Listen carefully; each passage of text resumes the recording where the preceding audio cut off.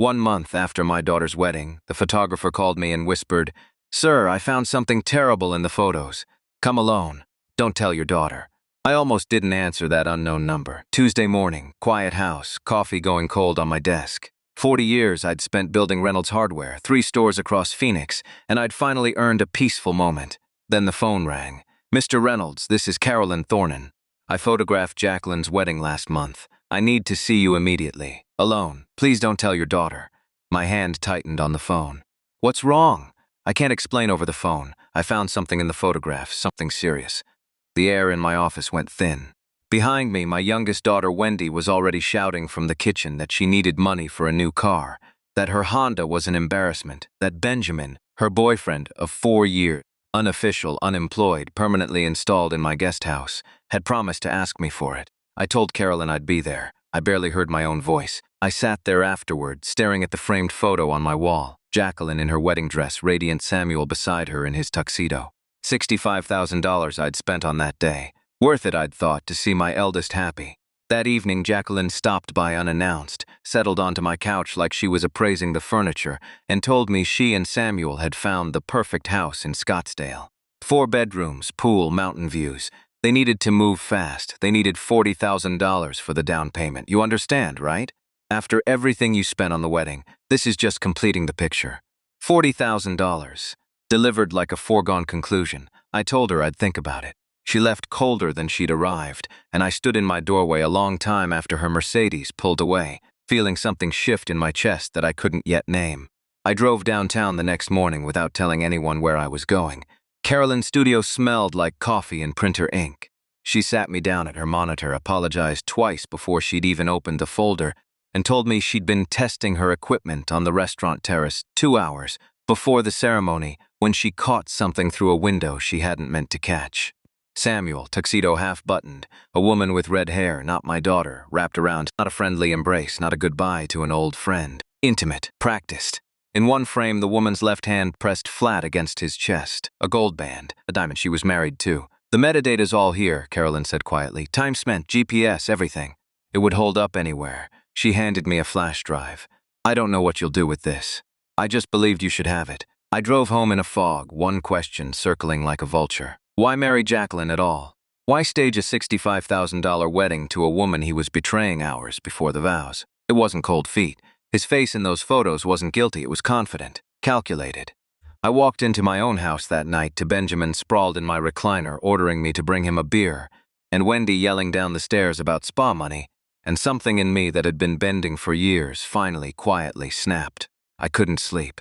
Past midnight, I sat with the flash drive on my desk and pulled up the wedding budget.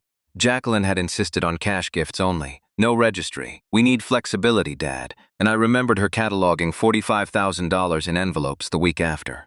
My business partner Marcus had handed Samuel a check for $15,000 at the reception himself, $60,000, collected by a couple who were supposedly starting fresh.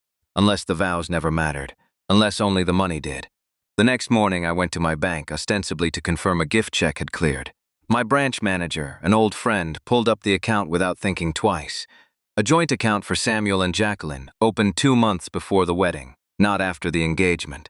2 months before the ceremony, timed precisely to catch the gifts. I drove home turning that over, and that's when I heard Wendy on the phone upstairs, volume too loud, laughing. "Ben and I can stretch this another 6 months easy. By then he'll cave and buy us that condo just to get rid of us." Then Jacqueline's voice through the speaker, "I've got 2 more months of playing happy wife. Then I file. Half those gifts are legally mine in Arizona. Samuel already agreed to a 60-40 split, easiest $45,000 I ever made. I stood frozen in my own hallway, 2 daughters, both lying. Both running a con on their own father, coordinating it like a business plan, using each other's demands to distract me while the real theft played out underneath.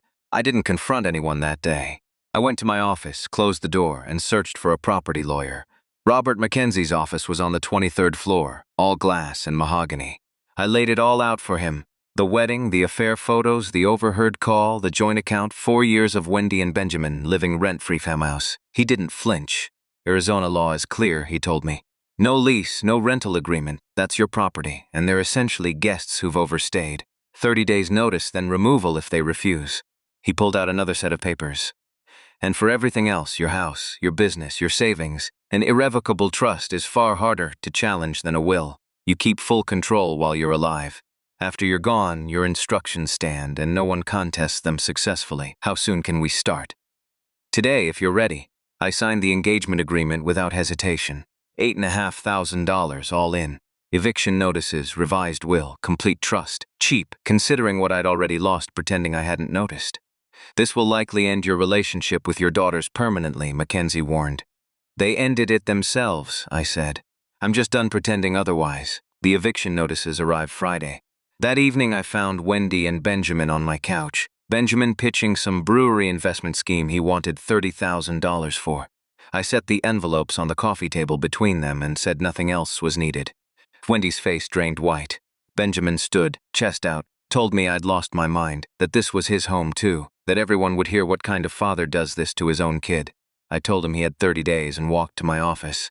Through the door I heard Wendy on the phone with Jacqueline within minutes. Not panicking about losing a home, but panicking about losing leverage.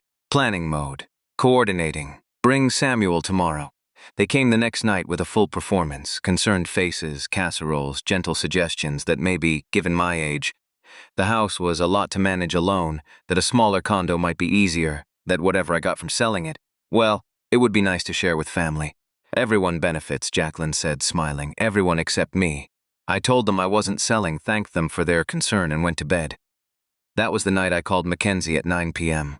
and told him to accelerate everything. Within 2 weeks the trust was drafted, signed, notarized. House, business, savings, all moved beyond their reach. Beneficiaries on every account changed to cut both daughters out entirely. The psychological warfare ran the length of those 30 days. Benjamin accidentally shattered my coffee maker. Wendy cried to the neighbors' back fence about being thrown out with nowhere to go. Jacqueline showed up once with an actual psychologist in tow, suggesting my sudden decisiveness might indicate underlying issues. I threw them both out on the spot.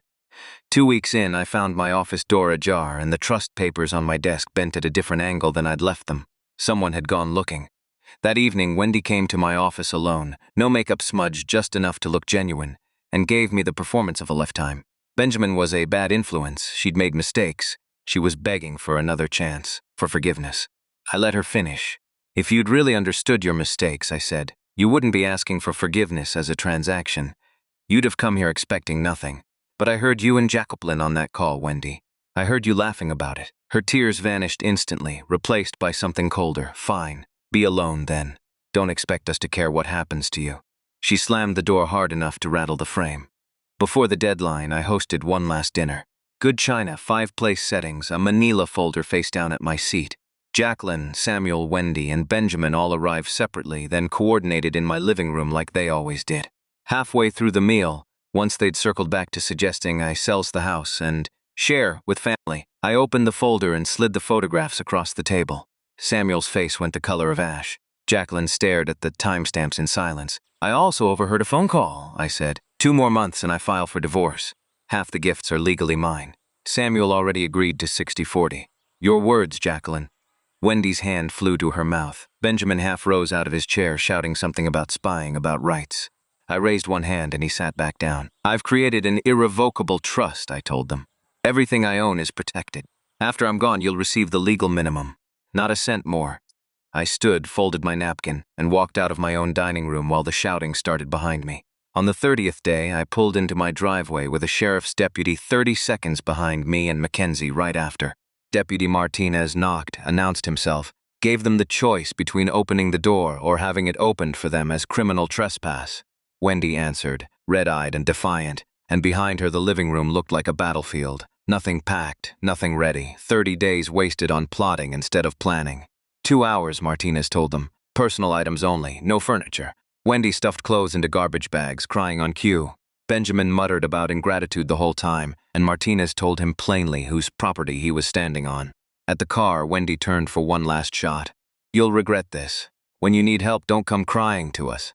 I won't, I said, and meant it completely. I stood in my empty doorway and walked the house room by room afterward. The living room Benjamin had colonized. The kitchen Wendy had turned into a staging ground for demands. The guest suite they'd occupied like permanent royalty. All of it finally mine again. Jacqueline called that night, ice in her voice, asking if destroying the family had been worth it. I didn't destroy the family, I told her. I stopped letting it destroy me. She hung up, telling me I'd changed, that I'd need them eventually. 3 days later, Samuel texted from an unknown number. He knew that I knew about the affair, and he wanted me to know Jacqueline had known about it too, that the whole marriage had been an arrangement between two people already planning to split the gift money and go their separate ways. He offered me $10,000 to stay quiet and let the divorce proceed smoothly. I deleted the message and blocked the number without a reply. The marriage had been a joint operation from the start. My money, my trust, my grief, all of it just raw material for their transaction. 3 weeks later, I sat on my terrace with morning coffee, watching the sun come up gold over Paradise Valley. The coffee maker worked because I'd replaced it myself. My remote stayed where I left it. My refrigerator held food I'd bought for no one but myself. Small things, revolutionary things. Wendy called twice that week. I let both go to voicemail. She and Benjamin had found a cheap apartment on the edge of town and were, apparently, learning to hold a regular job without my money underneath them.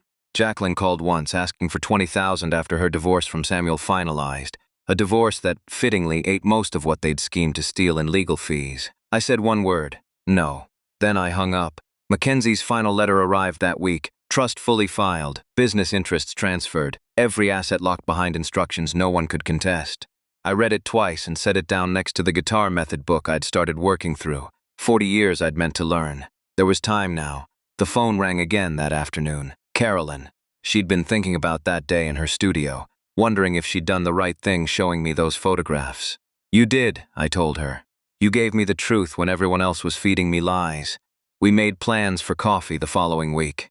I stayed on the terrace a long while after that call, turning the whole thing over. The phone call that cracked everything open, the flash drive, the overheard conversation upstairs, the lawyer's office on the 23rd floor, the eviction notice on the coffee table, the dinner where I laid the truth flat on the good china, the deputy at my door on the 30th day.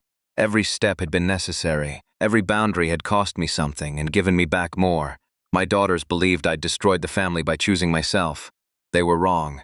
I'd chosen myself over a version of love that looked suspiciously like theft. I'd chosen peace over obligation and truth over comfortable lies I'd been swallowing for years. Wendy would call again. I'd let it ring through. Benjamin might text. I'd delete it. Jacqueline might demand something else. I'd say no and mean it and sleep fine that night. The trust sat filed and finished on my desk inside. Every asset protected, every decision finally mine. I stood at the terrace railing and looked out over the valley I'd built a life in. Alone, yes, but free for what might have been the first time ever. Justice was never about revenge. It was about protection, about boundaries, about learning at 70 years old that no is sometimes the only sane answer left, and that saying it was worth everything I'd paid to finally mean it.